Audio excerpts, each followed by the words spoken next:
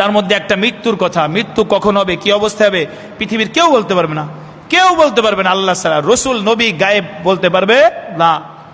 আরেকটা হলো মায়ের গর্ভে কি আছে এটা বলতে পারবে না।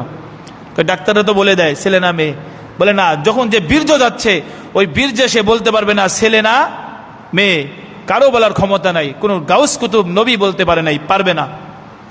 আরেকটা হলো আমি আগামীকাল কি কামাই করব, আমি কি উপার্জন করব, এটা কেউ বলতে পারবে না। এভাবে কয়েকটা জিনিস আছে মানুষ বলার ক্ষমতা রাখে না, কেবল আল্লাহ ছাড়া। সম্মানিত হাজিরিন, যারা নেক আমল করবে, সৎ আমল করবে, আল্লাহর হুকুম মানবে, বিশেষ করে 5 ওয়াক্ত নামাজ যারা আদায় করে, তাদের মৃত্যুটা হবে এক তরিকায়। আর যারা নামাজ পড়বে না, আল্লাহর হুকুম মানে না, ওদের মৃত্যুটা হবে আরেক তরিকায়। তরিকা মানে পদ্ধতি, তাহলে মৃত্যুর পদ্ধতি ভিন্ন হবে। যারা নেককার আর বদকার, নেককারদের মৃত্যুর ব্যাপারে আল্লাহ সুবহানাহু ওয়া তাআলা বলেন সূরাতুল হামিম আস-সাজদা 30 নম্বর আয়াত, আল্লাহ তাআলা বলেন ইন্নাল্লাযীনা ক্বালু রাব্বুনাল্লাহ সুম্মা ইসতাকামু, নিশ্চয় যারা একথার স্বীকৃতি দিবে যে রব হচ্ছে আমাদের আল্লাহ। রবকে আল্লাহ, রব মানে পালন কর্তা, রিজিক দাতা, হায়াতের মালিক, মৌতের মালিক, ইজ্জতের মালিক, বেইজ্জতের মালিক, উনি হলো রব। রব মানে এটা না যে উপরওয়ালা, ওই হিন্দুরাও তো বলে উপরওয়ালা রব, খ্রিস্টানও বলে উপরওয়ালা রব, আমিও বলি উপরওয়ালা রব। পার্থক্যটা কি? পার্থক্যটা হলো আমি যখন বিপদে পড়ে যাই তখনও উপরওয়ালার কাছেই প্রার্থনা করি, আমি যখন স্বাচ্ছন্দ্য অবস্থা হয় তখনও উপরওয়ালারই শুকরিয়া আদায় করি, আমি কোনো দুর্গা মা লক্ষ্মীর শুকরিয়া আদায় করি না। আর তাদের রব হলো, রবই সব কিছু করে, তবে একেও খুশি রাখতে হয়। এরা যদি একটু আমরা ভজি, এরা যদি একটু ভক্তি করি, তাহলে রব খুশি হয়ে আমাদের দান করবে। অথচ আল্লাহর ব্যাপারটা এরকম নয়। আল্লাহ তাআলা বলেন ইবাদত কেবল, ভক্তি কেবল আমি আল্লাহরই হবে।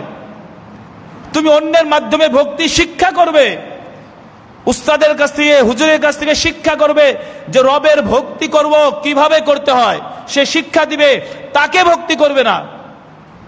আজকের আলোচ্য বিষয় হলো মরণের স্মরণ। মানুষের আমলের সংশোধন করার জন্য, আমলের মধ্যে আল্লাহ এবং আল্লাহ রসুলের হুকুম মতো চলার জন্য মরণের স্মরণের বিকল্প নাই। কারণ যে ব্যক্তি মৃত্যুর স্মরণ করবে তার আমলটা শুদ্ধ হওয়ার সম্ভাবনা বেশি আছে। আর যার মৃত্যুর স্মরণ হয় না সে কাউকে কেয়ার করবে না। আমার ইচ্ছা মতো আমি করব, হোক আর না হোক, কারো ধার ধারবো না, এরকম মন মানসিকতা চলে আসবে। আর যখন আমার মনের মধ্যে আসবে যে না, আমি এটার জন্য জবাবদিহি করতে হবে, এটা কারো প্রশ্নের সম্মুখীন হব আমি, তখন সেই কাজটা অবশ্যই সে গুরুত্ব সহকারে আদায় করার চেষ্টা করবে। এই জন্য নবী আলাইহিস সালাম মৃত্যুর স্মরণ করতে বলেছেন, মরণকে ভয় পাইতে নিষেধ করেছেন, মৃত্যুকে ভয় পাইতে নাই। কারণ মৃত্যু তো আসবেই, আসবে না? প্রত্যেকেরই মৌত আসবেই, সুস্থ অবস্থায় হোক অসুস্থ অবস্থায় হোক, যে কোনো পরিস্থিতিতে আসুক না কেন, যে কোনো পরিস্থিতিতে আমাদের মৌত আসবেই, এটা নিশ্চিত। এটা কেবল শুধু ইসলাম ধর্মই বিশ্বাস করে না, পৃথিবীর গোটা পৃথিবী মিলে সমস্ত মানুষ, আস্তিক নাস্তিক অন্য ধর্ম, সবাই বিশ্বাস করে, 100% বিশ্বাস করে যে প্রত্যেককেই মৃত্যুবরণ করতে হবে, ঠিক কিনা? যিনি জন্মগ্রহণ করেছেন তার মৃত্যু আসবেই, এটার মধ্যে কারো কোনো দ্বিমত নেই। নবী আলাইহিস সালাতু ওয়াস সালাম এজন্য উম্মতে মুহাম্মাদি রাসূলুল্লাহ সাল্লাল্লাহু আলাইহি সাল্লাম তার উম্মতকে বারবার মৌতের কথা স্মরণ করতে বলেছেন, যেন মৃত্যুর কথা সে ভুলে না যায়। কারণ যখন উম্মত মৃত্যুর কথা ভুলে যাবে, মৌতের স্মরণ ভুলে যাবে, তখন সে দুনিয়াকে তার গন্তব্যস্থল মনে করবে, দুনিয়াটাই তার সব কিছু মনে করবে। তখন বান্দা জান্নাতের মতো নিয়ামতের কথা ভুলে যাবে, জান্নাতকে হারিয়ে জাহান্নামমুখী হয়ে যাবে। এজন্য রাসূলুল্লাহ সাল্লাল্লাহু আলাইহি সাল্লাম বলেছেন যে মরণের কথা তুমি বেশি বেশি স্মরণ করো, কারণ এই মৃত্যু হলো তোমার অনেক ইচ্ছা, স্বাদ, এগুলোকে ধ্বংস করে দেবে এই মৃত্যু। উদাহরণস্বরূপ 5 বছর পরে আমি একটা কাজ করব, এরকম একটা আশা আকাঙ্ক্ষা নিয়ে আমি আগাচ্ছি, বা পুরা সময়টা তার পিছনে ব্যয় করতেছি, কিন্তু যখন মরণের কথা তার স্মরণ আসবে, সে কি 5 বছরের টার্গেট নিতে পারবে? তার তখন দিলের মধ্যে আসবে যে 5 বছর না, আগামীকাল পর্যন্ত আমি থাকবো কিনা নিশ্চিত নাই। তাহলে 5 বছরের পরিকল্পনা আমি কিভাবে ফিল আপ করবো? তাহলে আজকের পরিকল্পনা আমাকে আগে ফিল আপ করতে হবে, এরপরে পরবর্তী তার ওটা হলো এক্সট্রা। এই জন্য যখন আমাদের মৃত্যুর কথা ভুলে যাই, তখন আমাদের দিলের মধ্যে বড় বড় আশা, বড় বড় আকাঙ্ক্ষা জন্ম নেয়। আশা করব, আশা করা অন্যায় না, ভুল না, করব, তবে সেটা লিমিটের মধ্যে থাকা লাগবে। আমি এমন আশা করলাম যে বর্তমান আল্লাহর হুকুম না মেনে আমি সেটার পিছনে লাগলাম, আমাকে এতদিনের মধ্যে এই কাজটা করতেই হবে, আর বাকি এদিক আল্লাহর হুকুম হাকিমের কোনো ধার ধারলাম না। সারাদিন সে কাজ পরিশ্রম করে টাকা কামাচ্ছে, তাকে 1 সপ্তাহ পরে এরকম 1000 10,000 টাকা জমাতে হবে, কিন্তু প্রত্যেক দিন যে আল্লাহর হুকুম 5 বার তার উপরে ছিল ফরজ, এই হুকুমগুলো সে পরোয়া করে নেই। এ ব্যাপারে ওই আশা রাখার পরেও যদি মরণের কথা স্মরণ থাকতো তার, তাহলে কিন্তু সে নামাজের টাইমে আজান হলে নামাজ পড়তে যেত। সম্মানিত হাজিরিন, এজন্য আমাদের মৃত্যুর কথা স্মরণ রাখা লাগবে। ইবাদত করব, আমল করব, এগুলো যদি মৃত্যুর কথা স্মরণ রেখে করি, তাহলে আল্লাহ এবং আল্লাহ রসুলের সন্তুষ্টি অর্জন করা সম্ভব হবে। উদাহরণস্বরূপ রাসূলুল্লাহ সাল্লাল্লাহু আলাইহি সাল্লাম প্রথম দিকে মহিলাদেরকে কবর জিয়ারত করতে নিষেধ করেছিল, যে মহিলারা কবর জিয়ারত করবে না, কারণ তাদের দিল নরম, কবরের পাশে গেলে কান্নাকাটি করবে। পরবর্তীতে রাসূলুল্লাহ সাল্লাল্লাহু আলাইহি সাল্লাম অনুমতি দিলেন যে মহিলারাও কবর জিয়ারত করতে পারবে। তো রাসূল বলতেছে কবর জিয়ারতের অনুমতি এজন্য দেয়া হলো যে কবর জিয়ারত করলে মানুষের মৃত্যুর কথা স্মরণ হয়, কবরের পাশে গেলে মৃত্যুর কথা স্মরণ হয়, এজন্য রাসূলুল্লাহ সাল্লাল্লাহু আলাইহি সাল্লাম অনুমতি দিয়েছেন। এভাবে আমরা অনেক জানাজার নামাজ পড়াই, জানাজার নামাজ পড়ি, পিছনে আমাদের সামনে অনেক লাশকে আনা হয়, আমরা অনেক লাশকে টানি, তো দেখেন এটা আমাদের বাস্তব একেবারে চাক্ষুষ। যখন মৃত্যুর লাশ আমাদের সামনে আসে, মরণের কথা স্মরণ হয় কিনা? স্মরণ হয়, কিন্তু ওই জানাজাকে সামনে নিয়ে যখন কথা বলে যে বেনামাজি, কোনোদিন নামাজ পড়ে না, ওই লোকটাও বলে নামাজ পড়া লাগবে, নামাজের দাওয়াত দেয়, বলে আমরাও একদিন চলে যাব। ওই লাশের কাছে দাঁড়িয়ে বলে, আবার আধা ঘন্টা 2 ঘন্টা পরে আবার যা ছিল তাই হয়ে যায়। তাহলে বোঝা গেল মরণের কথা স্মরণ করলে আমলের মধ্যে পরিবর্তন আসে, সৌন্দর্য আসে। এরপর আসুন, তাহলে আল্লাহ রাব্বুল আলামিন যেভাবে আমাদেরকে হুকুম দিয়েছেন, রাসূলুল্লাহ সাল্লাল্লাহু আলাইহি সাল্লাম যেভাবে আমাদেরকে দেখিয়েছেন প্র্যাকটিক্যালে, ঠিক সেভাবে আমল করা সম্ভব যদি তার কবরের কথা, মৃত্যুর কথা স্মরণ থাকে। কারণ সে ভাববে যে আমার ইচ্ছা মতো করলে তো আমি কবরে ধরা পড়ব, মরণের সময় আমার বিপদ আসবে। যেমন আল্লাহ সুবহানাহু ওয়া তাআলা কুরআনুল কারীমের মধ্যে মদকে হারাম করার জন্য 3টি আয়াত 3 জায়গায় নাজিল করেছেন। আল্লাহ সুবহানাহু ওয়া তাআলা আগে কোরআনের আয়াত নাজিল করলেন যে মদটা হলো এমন জিনিস যেটা খাইলে উপকার আছে, আবার ছাল খাওয়ার মধ্যে উপকার আছে, না খাইলে ভালো, না খাইলে ভালো, খাওয়ার মধ্যে উপকার আছে। সম্মানিত হাজিরিন, বলুন তো এই মদ যে হারাম বা ক্ষতি করবে, এটাকে আল্লাহ জানেন না? জানে। তাহলে আল্লাহ প্রথম লেভেলে বললেন কি, কিছুটা ফায়দাও আছে মদ খাইলে, আর না খাইলে ভালো। এক আয়াতে আল্লাহ তাআলা নিষেধ করেছেন, না খাওয়ার মধ্যেও ফায়দা বলেছেন, খাওয়ার মধ্যেও ফায়দা বলেছেন। আর এক আয়াতে শুধু বলেছেন না খাইলেই ভালো, কিন্তু নিষেধ করেন নাই। যখন বলেছেন খাওয়াও যাবে, না খাওয়াও যাবে, তখনও মানুষ খাচ্ছে, আল্লাহ তো নিষেধ করে নাই পুরাপুরি। আবার যখন বলেছে না খাইলেই ভালো, তখনও কেউ কেউ খাইছে, বলছে আল্লাহ তো নিষেধ করে নাই।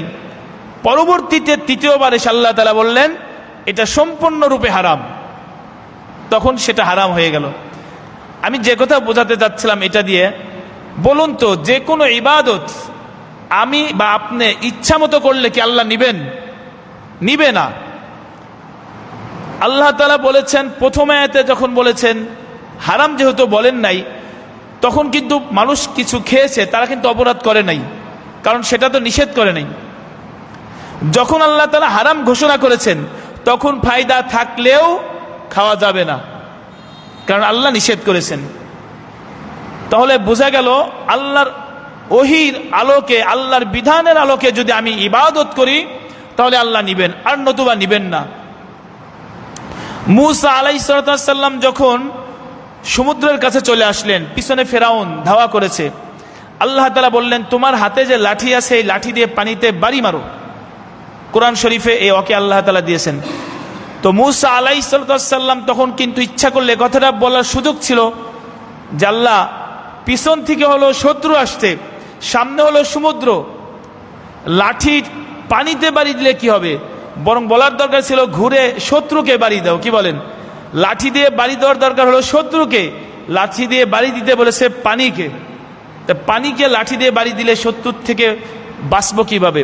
এ কথাটা বলতে পারতেন ইচ্ছা করলে, কিন্তু মূসা আলাইহিস সালাম বলেন নাই, কারণ আল্লাহ বলেছেন বাড়ি দাও, বাড়ি দিতে হবে। কেন দিবে কেন দিবে না, কোনো বিবেক খাটানোর প্রয়োজন নাই। সম্মানিত হাজিরিন, আমরা অনেক সময় দেখি আল্লাহর হুকুম রসুলের সুন্নাহ মতো চলতে গেলে বা চললে অনেকে অনেক কিছু বলে, আবার অনেকেই বলে যে এরকম হলো না, আমার তৃপ্তি মতো হলো না। বলেন তো আল্লাহর হুকুম রসুলের দেখানো পথ মতো করলে সেটাই সঠিক হবে, আমার তৃপ্তি লাগুক আর না লাগুক, এটা হলো ইমানদারি কথা। হ্যাঁ, যদি সুযোগ থাকে, রসুল বলেছেন এভাবেও করতে পারো ওভাবেও করতে পারো, তাহলে আপনি যে কোনো একটা গ্রহণ করতে পারেন। কিন্তু রসুল যেহেতু বলেছে সল্লু কামা রাআইতুমুনি উসাল্লি, নামাজ পড়ো যেরকম আমাকে নামাজ পড়তে দেখতেছো, তাহলে রসুল যেভাবে নামাজ পড়েছেন সেভাবে পড়তে বলেছে। এখন যদি আমি কিছু সংযোজন বা বিয়োজন করি তাহলে রসুলের মতো নামাজ হবে? হবে না, আর না হলে সেটা ইবাদতও হবে না। এজন্য সম্মানিত হাজিরিন, আমরা মৃত্যুর কথা স্মরণ করি, কবরের কথা স্মরণ করি, তাহলে অহংকার, হিংসা, বিদ্বেষ, পরনিন্দা, গীবত, সমালোচনা, অন্যের ভুল ধরা, দোষ ধরা, এগুলো চলে যাবে। কারণ নিজের আত্মসমালোচনা করলেই তো শেষ হবে না। আমার মধ্যেই তো কত ভুল, আমি তো কত ওরকম উল্টাপাল্টা বুঝি। তাহলে নিজের আত্মসমালোচনা করতে শিখি, নিজের ভুল ধরার চেষ্টা করি, অন্যের ভুল সামনে আসলেও সেটাকে এমনভাবে ধরবো, অর্থাৎ তার এমন অভিভাবককে জানাতে পারি তাকে সংশোধন করার জন্য, তার খারাপ দিকটা প্রচার প্রসারের উদ্দেশ্যে কখনো আমরা পিছু লাগবো না, এটা নিষেধ আছে। আল্লাহ রাব্বুল আলামিন সূরাতুল হাদীদের 20 নম্বর আয়াতের মধ্যে বলেন ইলামু আন্নামাল হায়াতুদ দুনিয়া, জানিয়ে রাখো বান্দা, এই যে দুনিয়ার জীবন আমাদের আল্লাহ তাআলা দুনিয়াতে পাঠাইছেন, দুনিয়ার জীবন আমরা ভোগ করছি, বলে এই দুনিয়ার জীবনটা হলো লাইবু ওয়া লাহবুন, দুনিয়ার জীবন হলো খেল তামাশা, দুনিয়ার জীবন হলো ক্রিয়া কৌতুক। ফুটবল খেলা, ক্রিকেট খেলা, এই খেলাগুলো নির্দিষ্ট একটা লিমিট, একটা টাইম, সময় থাকে, ওই সময়টা যখন শেষ হয়ে যায় তখন কিন্তু খেলাও শেষ হয়ে যায়, শেষ হয় না? চেষ্টা করলেও আর গোল দেওয়ার সুযোগ নাই, যেহেতু টাইম ওভার, সময় শেষ। ঠিক আমার আপনার জীবন এই দুনিয়াতে একটা খেলার মতো, একটা নাটকের মঞ্চ, একটা সিনেমা, 3 ঘন্টা 2 ঘন্টা ফিক্সড টাইম, এরপরে শেষ। ঠিক আমার আপনার যে একটা জীবন, মনীষীরা বলেন যে জীবনটা কাকে বলে? জীবন বলা হয় নির্দিষ্ট একটা সময়ের বাইন্ডিংকে জীবন বলা হয়। জীবন কাকে বলে? জীবন মানে আমার হায়াত মনে করেন 30 বছর, তাহলে 30 বছরের একটা সময়কে জীবন বলা হয়, হাতকে জীবন বলা হয় না। জীবন বলা হয় এই সময়কে, সময়টা শেষ হয়ে যাচ্ছে, আমার জীবন শেষ হয়ে যাচ্ছে, সময় শেষ, আমার জীবনও শেষ। তাহলে জীবনের অপর নাম হলো সময়। সময়ের যে গুরুত্ব দিতে জানে সে জীবনেরও গুরুত্ব দিতে জানে, সময়ের যে মূল্যায়ন করতে জানে না তার জীবনকেও সে মূল্যায়ন করতে জানে না। তাহলে আল্লাহ তাআলা বলেন লাইবুন ওয়া লাহাবুন, এই জীবনটা হলো খেলতামাশা, ক্রিয়া কৌতুক, ওয়া জিনাতুন, আর এই জীবনটা হলো সৌন্দর্যের জায়গা, মানুষ সাজসজ্জা করে, সৌন্দর্য করে। আল্লাহ তাআলা দুনিয়ার জীবনকে খেলতামাশা কেন বললেন? এজন্য বললেন এই দুনিয়ার জীবন আল্লাহ তাআলার কাছে কোনো জীবনই না। এই দুনিয়ার জীবনে কে রিক্সা চালায়, আর কে জজ, আর কে ইমাম, আর কে মুসল্লি, কে 10 টাকা কামায়, কে লাখ টাকা কামায়, এগুলো আল্লাহ সুবহানাহু ওয়া তাআলা দেখেন না। এজন্য আল্লাহ তাআলা বলেছেন এই জীবনটা হলো খেলতামাশা, ওয়াজিনাতুন, সৌন্দর্য, ওয়া তাফাখুরুম বাইনাকুম, আর এই দুনিয়ার জীবন হলো তাফাখুরুম বাইনাকুম, একে অপরে পরস্পরে গৌরব অহংকার প্রকাশ করার জায়গা, প্রকাশ করে। ওয়া তাকাসুরুম ফিল আমওয়ালি ওয়াল আওলাদ, আর এই দুনিয়ার জীবন মানুষ হলো তাদের সন্তানাদি এবং সম্পদ দিয়ে প্রতিযোগিতা করে, কম্পিটিশন করে। সূরা তাকাসুরের মধ্যে আছে আলহাকুমুত তাকাসুর, আলহাকুমুত তাকাসুর, তারা শুধু বলে দাও দাও, হাল মিন মাজিদ, আরো দাও আরো দাও। আল্লাহ সন্তুষ্ট করাইতে পারে না। কিছু বান্দা আছে তাদের কখনোই পেট ভরে না। হাত্তা যুরতুমুল মাকাবির, আল্লাহ সুবহানাহু ওয়া তাআলা বলেন তাদের কবরে গেলেই কেবল পেট ভরবে, কবরে যাওয়ার আগ পর্যন্ত তাদের পেট ভরবে না। মানুষের নাকি দুইটা চাহিদা সবসময় থেকেই যায়, এক হলো সম্পদের চাহিদা আর যৌবনের চাহিদা। তো যাই হোক, তাহলে আল্লাহ তাআলা বলেন তাদের দিয়ে পেট ভরানো যাবে না। যেদিন মৃত্যুবরণ করবে কেবল সেদিনই বলবে বাস আর লাগবে না, কারণ আজকে আর তার পেট ভরে গেছে। আল্লাহ তাআলা বলেন এই দুনিয়াটাকে খেলতামাশার জায়গা, সৌন্দর্যের জায়গা। এখানে একে অপরে গৌরব অহংকার করে, ধন সম্পদ ছেলে মেয়ে দিয়ে অহংকার করে, এগুলো একটাও আল্লাহ তাআলার কাছে গ্রহণযোগ্য না।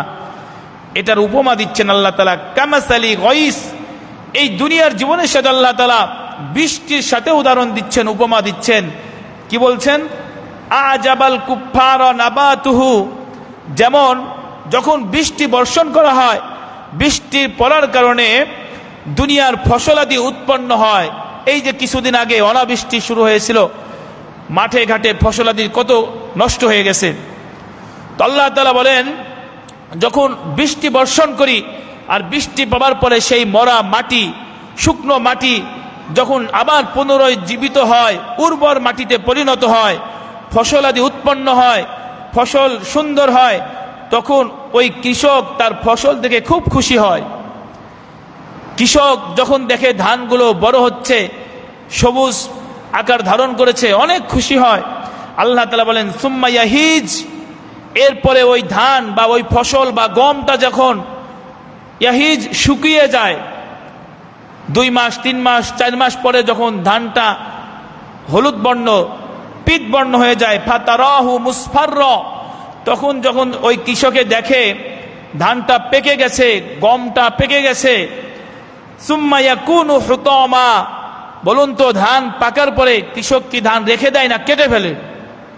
কেটে ফেলে, কেটে ফেলে। শুধু কেটে ফেলাই না, এটাকে নিয়ে এসে মাড়াই করে বা যেভাবে হোক ধানের গাছটা আলাদা করে, ধান বীজটা আলাদা করে ফেলে।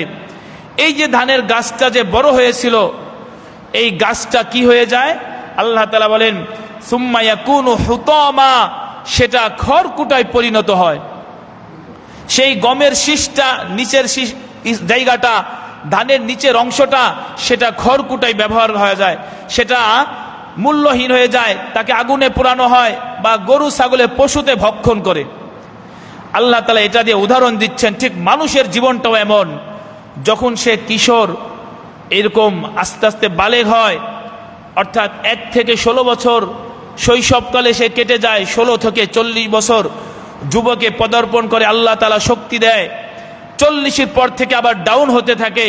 ওই যে ধান যেমন শস্য শ্যামল যখন উঠলো, দেখতে সুন্দর লাগলো, ওই যুবককেও সুন্দর লাগছে।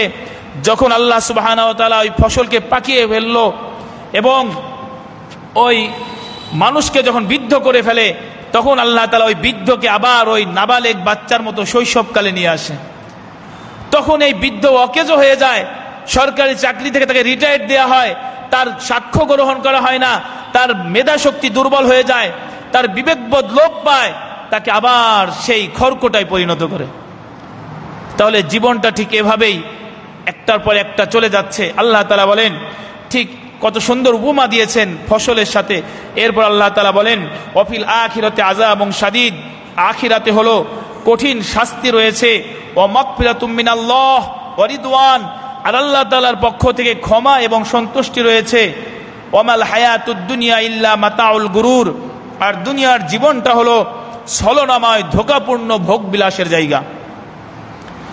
সম্মানিত হাজিরিন, দুনিয়াতে আমরা ভোগ বিলাস করব, খাবো দাবো অবশ্যই, তবে সেটা হারাম হওয়া যাবে না, হালাল হতে হবে, হালাল হতে হবে। এবং খাবো দাবো, আল্লাহর হুকুম মানবো, নামাজ আদায় করতে হবে। আমি নামাজ পড়ছি না, 3 ওয়াক্ত খাবার ঠিকই খাচ্ছি, এটা জুলুম হয়ে যাচ্ছে।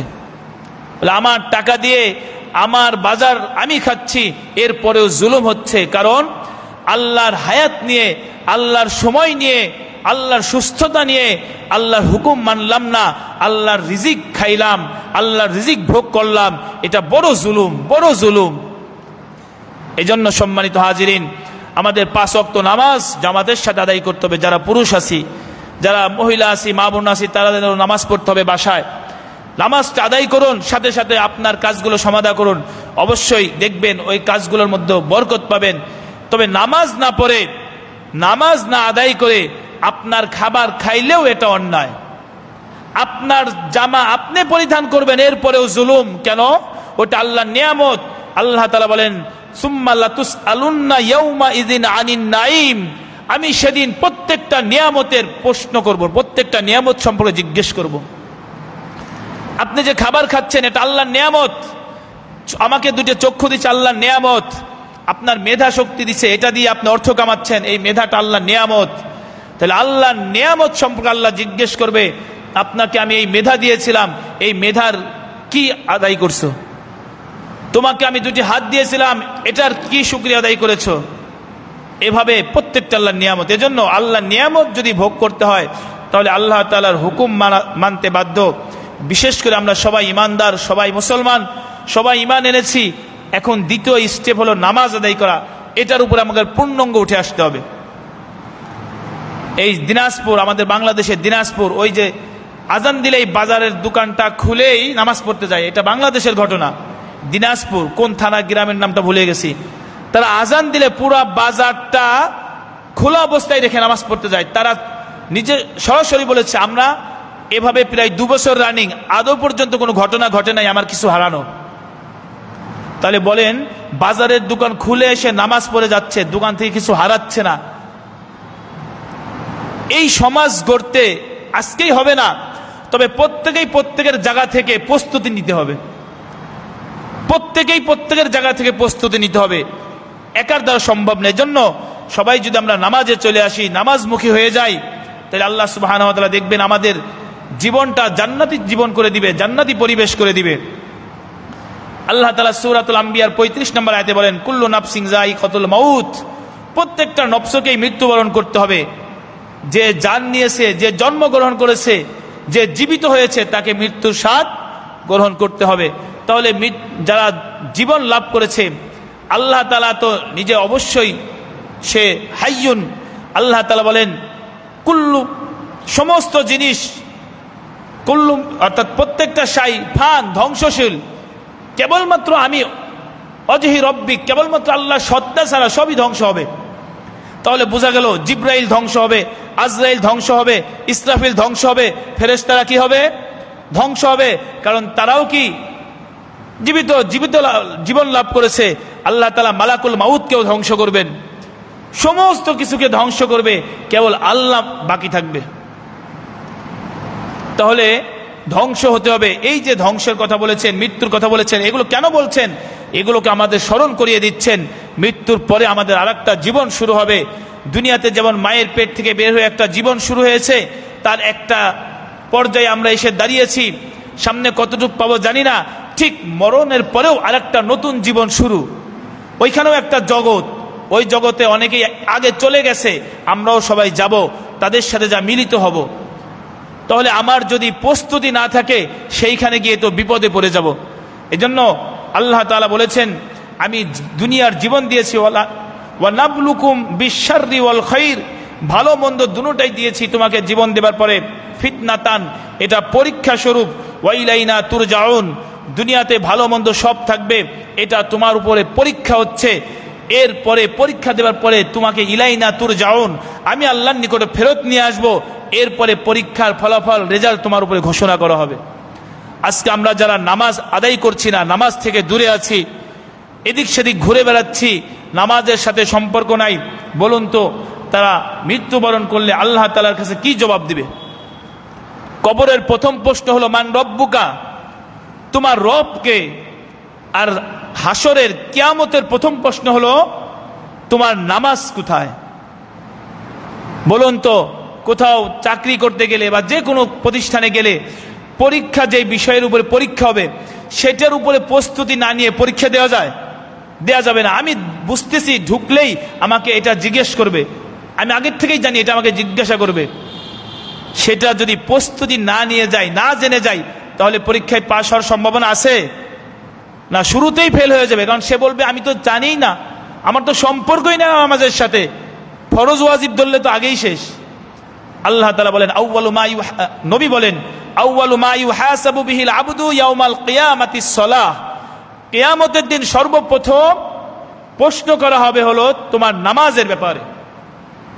তোমার যে 20 বছর হায়াত দিয়েছিলাম, প্রত্যেক দিন 5 ওয়াক্ত, এখন ইনটু করো, গুণ দিয়ে 20 বছরের নামাজের হিসাব দাও। তোমাকে 10 দিন হায়াত দিয়েছিলাম নামাজ পড়ার যোগ্যতা দিয়ে, এই 10 দিনের হিসাব দাও, 5 10 50 ওয়াক্ত নামাজের হিসাব দাও। বলুন তাহলে তখন প্রশ্নের উত্তর যদি, এটা হলো প্রথম প্রশ্ন, প্রথম প্রশ্নেই যদি না পারি তাহলে সব পিছনে তো সব শেষ। এই জন্য আমাদের পুরুষরা যারা বালেগ আছি বা জামাত নামাজ আদায় করার চেষ্টা করব। আল্লাহ তাআলা বলেন সূরা নিসার 78 নম্বর আয়াত, আইনামা তাকুনু ইউদরিকুমুল মাউত ওয়ালাউ কুনতুম ফি বুরুজিম মুশাইয়াদা, আইনামা তাকুনু, তোমরা যেখানেই থাকো না কেন, যেখানেই যাও না কেন, ইউদরিকুমুল মাউত, মৃত্যু তোমাদেরকে অবশ্যই কি করবে? সাক্ষাৎ করবে। বলুন তো সাক্ষাৎ করে কি পিছন থেকে না সামনে থেকে? সামনে থেকে। মৃত্যু তোমাকে অবশ্যই সাক্ষাৎ করবে, তোমার সাথে মোলাকাত করবে। ওয়ালাউ কুনতুম ফি বুরুজিম মুশাইয়াদা, যদি সুদৃঢ় মজবুত কোনো কেল্লার মধ্যেও অবস্থান করো, সেখানেও মৃত্যু তোমার কাছে পৌঁছবে, সেখানেও মৃত্যু পৌঁছবে। এই জন্য মৃত্যু কিন্তু আমাদের আসবেই, নামাজ পড়লেও আসবে মউত, না পড়লেও আসবে। এই জন্য অবশ্যই আমাদের আগে থেকেই সচেতন থাকা দরকার। সূরাতুল জুমার 8 নম্বর আয়াত আল্লাহ তাআলা বলেন কুল ইন্নাল মাউতাল্লাযী তাফিরুনা মিনহু, নিশ্চয়ই যারা মৃত্যু থেকে পলায়ন করে, মউত থেকে পলায়ন করে, তুমি যদি আসতে তাহলে তার মউত হতো না, আমি যদি একটু আগে যাইতাম তাহলে এই ঘটনা ঘটতো না। এরকম আমরা অনেক সময় বলে থাকি। এটা হলো শয়তানের কুমন্ত্রণা, ওয়াসওয়াসা। এই কথাগুলো আমরা বলবো না, হাদিসের মধ্যে আছে যদি আসতাম তাহলে হতো না, তুমি যদি করতে তাহলে হতো না। এই যদি কিন্তু এগুলো বলবো না। কেন? আসলে ফয়সালা ছিলই এমন, ফয়সালাটা ছিলই এমন, এজন্য আমি ভুলে গেছি, এজন্য আমি আসি নাই, এজন্য সে পারে নাই। কয়ে লাভ নাই, সে আসবে না, কারণ ফয়সালা উপরে এরকম। এজন্য আল্লাহ তাআলা বলেন যে ব্যক্তি মৃত্যু থেকে পলায়ন করে, মৃত্যু থেকে পলায়ন করে কারা? খুব সজাগ, মৃত্যুবরণ করা যাবে না। যেখানে ভয় সেখানে, যেখানেই যাই, যত সেফি থাকি, মৃত্যু আসবে কিনা? আসবে। আল্লাহ তাআলা বলেন যারা মৃত্যু থেকে পলায়ন করে ফাইন্নাহু মুলাকিকুম, অবশ্যই মৃত্যু তার সাথে সাক্ষাৎ করবে। সুম্মা তুরাদ্দুনা ইলা আলিমিল গায়বি ওয়াশ শাহাদা, এরপর গায়বের মালিক, দৃশ্যের মালিক আল্লাহ তাআলার সাথে সাক্ষাৎ করবে। ফায়ুনাব্বিউকুম বিমা কুনতুম তা'মালুন, এরপরে তোমাদেরকে জানিয়ে দেওয়া হবে তোমাদের আমল সম্পর্কে। 60 বছর হায়াত দিয়েছিলাম, 50 বছর হায়াত দিয়েছিলাম, 30 বছর হায়াত দিয়েছিলাম, তুমি কিভাবে জীবন যাপন করলে, এই ব্যাপারে আল্লাহ পাক তোমাকে ইউনাব্বিউকুম, তোমাকে জানিয়ে দিবেন। সূরা আনআমের 61 নম্বর আয়াত আল্লাহ তাআলা বলেন হাত্তা ইযা জাআ আহাদাকুমুল মাউত তাওয়াফাতহু রুসুলুনা ওয়া হুম লা ইউফাররিতুন। আল্লাহ তাআলা বলেন যখন তোমাদের কারো কাছে মৃত্যু পৌঁছাবে, মউতের ফেরেশতা যাবে, তাওয়াফাতহু রুসুলুনা, আমার প্রেরিত ফেরেশতারা তার নফসকে, তার রূহকে হস্তগত করবে। ওয়া হুম লা ইউফাররিতুন, কোনো ব্যতিক্রম করবে না ফেরেশতারা। অনেকে হয়তো আমরা মনে করি যে মৃত্যু আসার আগে হুজুরের কাছে অনুমতি নিয়ে আসবে, হুজুর অমুকের মৃত্যু হবে, আপনি অনুমতি দেন। কি বলেন? হুজুর অনুমতি দিবে? আল্লাহ তাআলা বলেন লা ইউফাররিতুন, আমার প্রেরিত ফেরেশতারা তার নফসকে কবজ করবে। লা ইউফাররিতুন, এই ব্যাপারে কোনো ত্রুটি করবে না, কারো অনুমতি লাগবে না। ভুল করে খালেকের জায়গায় মালিকের ধরবে না। যাকে আমি বলেছি, যেই সময় বলেছি, যেভাবে বলেছি সেভাবেই ধরবে। এই জন্য আল্লাহ তাআলার হুকুম মেনে চলা দরকার। মৌতের কথা আমরা কেউ জানি না, কয়েকটা বিষয় আছে আমরা কেউ বলতে পারি না। তার মধ্যে একটা মৃত্যুর কথা। মৃত্যু কখন হবে, কি অবস্থা হবে, পৃথিবীর কেউ বলতে পারবে না, কেউ বলতে পারবে না আল্লাহ ছাড়া। রসুল নবী গায়েব বলতে পারবে না। আরেকটা হলো মায়ের গর্ভে কি আছে এটা বলতে পারবে না। ডাক্তাররা তো বলে দেয় ছেলে না মেয়ে, বলে না, যখন যে বীর্য যাচ্ছে ওই বীর্যে সে বলতে পারবে না ছেলে না মেয়ে, কারো বলার ক্ষমতা নাই। কোন গাউস কুতুব নবী বলতে পারে নাই, পারবে না। আরেকটা হলো আমি আগামীকাল কি কামাই করব, আমি কি উপার্জন করব, এটা কেউ বলতে পারবে না। এভাবে কয়েকটা জিনিস আছে মানুষ বলার ক্ষমতা রাখে না, কেবল আল্লাহ ছাড়া। সম্মানিত হাজিরিন, যারা নেক আমল করবে, সৎ আমল করবে, আল্লাহর হুকুম মানবে, বিশেষ করে 5 ওয়াক্ত নামাজ যারা আদায় করে, তাদের মৃত্যুটা হবে এক তরিকায়। আর যারা নামাজ পড়বে না, আল্লাহর হুকুম মানে না, ওদের মৃত্যুটা হবে আরেক তরিকায়। তরিকা মানে পদ্ধতি, তাহলে মৃত্যুর পদ্ধতি ভিন্ন হবে। যারা নেককার আর বদকার, নেককারদের মৃত্যুর ব্যাপারে আল্লাহ সুবহানাহু ওয়া তাআলা বলেন সূরাতুল হামিম আস-সাজদা 30 নম্বর আয়াত। আল্লাহ তাআলা বলেন ইন্নাল্লাযীনা ক্বালু রাব্বুনাল্লাহ সুম্মা ইসতাকামু, নিশ্চয় যারা একথার স্বীকৃতি দিবে যে রব হচ্ছে আমাদের আল্লাহ। রবকে আল্লাহ, রব মানে পালন কর্তা, রিজিক দাতা, হায়াতের মালিক, মৌতের মালিক, ইজ্জতের মালিক, বেইজ্জতের মালিক, উনি হলো রব। রব মানে এটা না যে উপরওয়ালা। ওই হিন্দুরাও তো বলে উপরওয়ালা রব, খ্রিস্টানও বলে উপরওয়ালা রব, আমিও বলি উপরওয়ালা রব। পার্থক্যটা কি?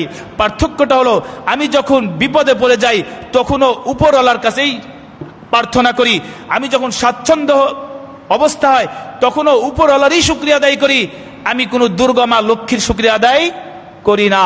আর তাদের রব হলো রবই সব কিছু করে, তবে একেও খুশি রাখতে হয়। এরা যদি একটু আমরা ভজি, এরা যদি একটু ভক্তি করি, তাহলে রব খুশি হয়ে আমারে দান করবে। অথচ আল্লাহর ব্যাপারটা এরকম নয়। আল্লাহ তাআলা বলেন ইবাদত কেবল, ভক্তি কেবল আমি আল্লাহরই হবে। তুমি অন্যের মাধ্যমে ভক্তি শিক্ষা করবে, উস্তাদের কাছ থেকে, হুজুরের কাছ থেকে শিক্ষা করবে যে রবের ভক্তি করব কিভাবে করতে হয়, সে শিক্ষা দিবে, তাকে ভক্তি করবে না। ভক্তি করবে আল্লাহকে, তবে কিভাবে করতে হবে রব এটা শিখা ওই হুজুরের কাছ থেকে শিখে নিবে। সম্মানিত হাজিরিন, যে বলবে আল্লাহ আমার রব, এবং কি বলবে সুম্মাস্তাকামু, এবং এ কথার উপর অটল থাকবে মৌত পর্যন্ত, মৌত পর্যন্ত অটল থাকবে। বিপদে পড়লেও বলি আল্লাহ আমার বিপদ ফেলাইছে, সুখী অসুখী যে হালতে করুক আল্লাহই করছে, কেউ কারো থেকে কিছু হতে পারে না।